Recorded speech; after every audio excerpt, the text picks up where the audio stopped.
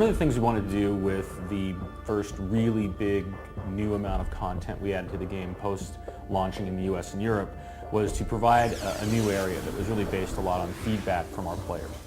For us, Stonehenge was a great choice because it's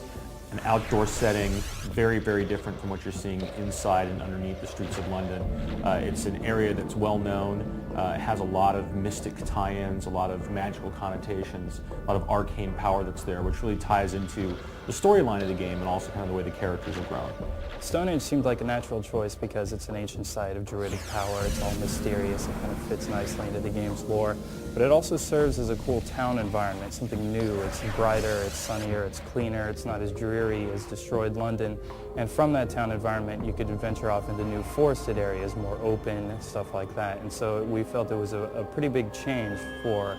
players who might have been used to the kind of claustrophobic stations in London and the claustrophobic sewers and maintenance tunnels, crypts, catacombs, etc. And in those new tile sets you have new monsters, new boss monster, and of course there are new weapons and new items to pick up. So Stonehenge itself acts as a place, again, for community gathering, for commerce to happen, though we are really focusing a lot more on things for parties to do, things for groups, things for guilds to be doing. So there's a couple of really major type of areas that branch off of Stonehenge. One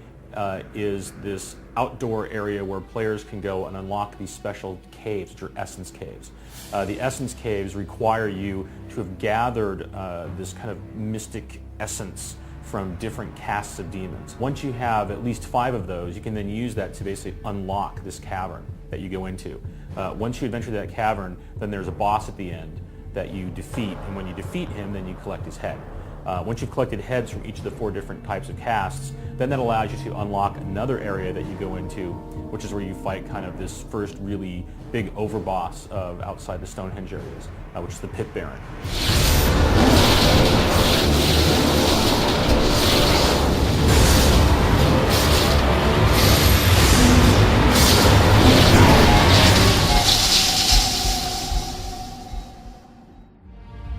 In addition to bug fixes that we're putting into Stonehenge, and indeed that we've been putting into each of our patches, the big Stonehenge release is centered around doing something new and different. One of the things we got a lot of feedback is that while people really like the feeling of the kind of